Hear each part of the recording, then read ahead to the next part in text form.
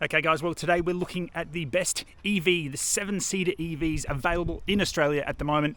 Up the front here we've got the Mercedes EQB and down the back we've got the Kia EV9. Now although both these vehicles have an entry mark of around $100,000, we're not really comparing like for like because the Mercedes is 100 grand, that is a Kia EV9 GT, that's a press car, it's the only one they could give me, that's 140 grand. And because that is a much more expensive variant than the Mercedes is, we're not going to be comparing the cut and style, the trim, or any of those things that are upgraded when you pay for that higher variant. Instead, we're just going to be looking at the inside dimensions, the seating and the capacity. So first thing I want to point out, this being my wife's car, it has a baby seat in it. What I've done is taken the baby seat out of my car and put it in, so we're comparing absolute apples for apples.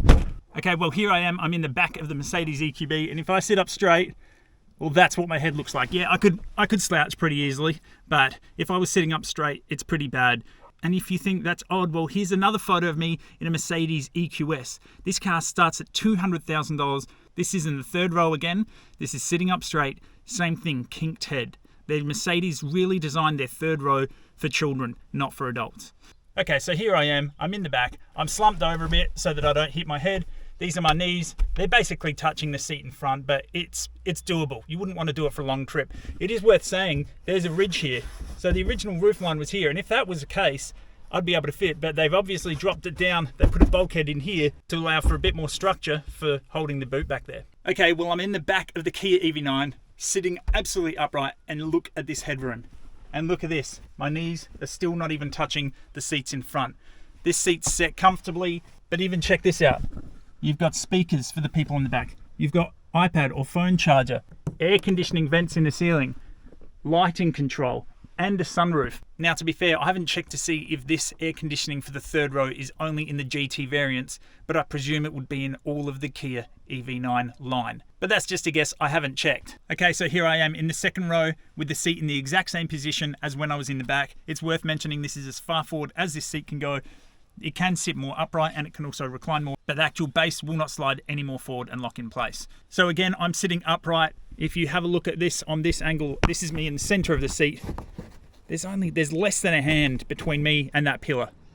Does it annoy me? Not really. Do I sit in the back often? Not really. So again, not built for big people. But even though I am just under 6 foot, there's still plenty of leg room here. Another thing worth pointing out is the air vents. You've just got the 2 air vents here. From what I can tell, I don't think there's any climate controls back here. They're all handled at the front. And then when you're at the back, it doesn't look like there's anything at all. So second row gets climate, albeit there's 2 vents, not 3. Third row, you're bum out of luck. Okay, second row, Kia EV9. Absolutely tons of room all around me. I'm not gonna hit my head on anything if we crash. This is a big, big car. You've got the sunroof, which has a blind that comes out automatically, which I would normally keep closed. Now, closing the door, this is one thing I love, and I don't know why they don't incorporate it into more cars. It's a built-in blind.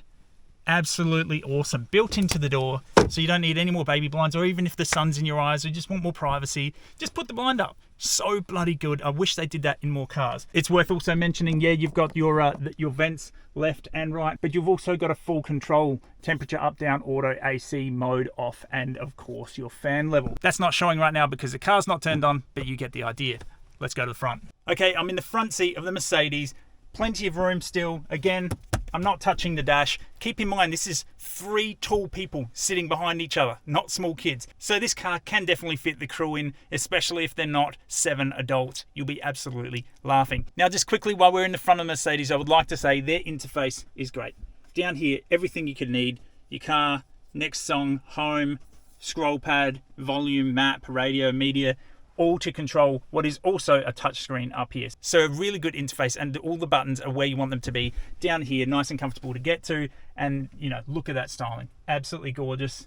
If there's one thing Mercedes always do right, it's get this styling absolutely on point. Okay, so we're in the front of the Kia EV9 GT, and you would not know that the seat behind me was set for a tall person, or that the seat behind them was set for a tall person. There is tons of room in this car all around.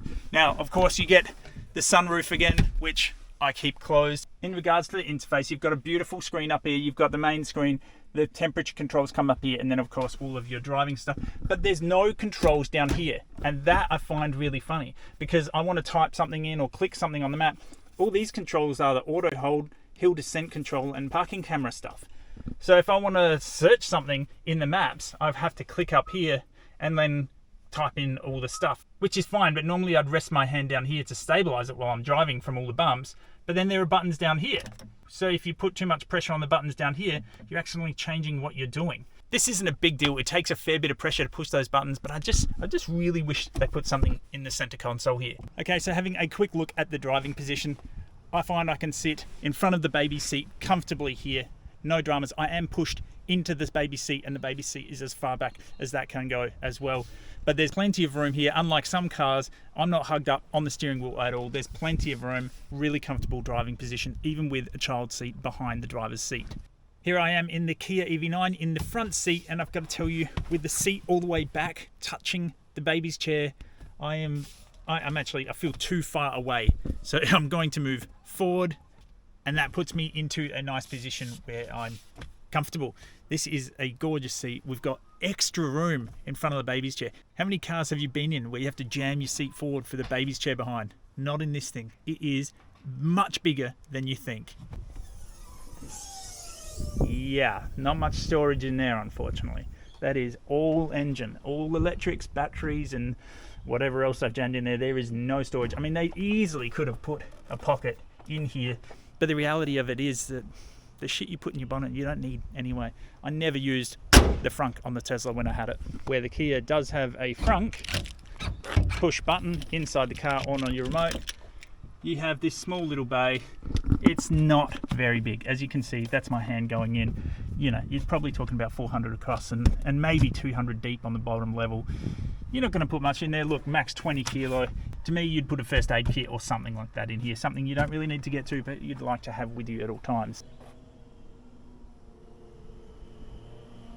Now coming back over to the Mercedes, you can see this is the seat, how I had it in place. Your head is almost out the rear glass. I mean, there is no room between the rear seat and the boot. You still have the exact same 50-50 split.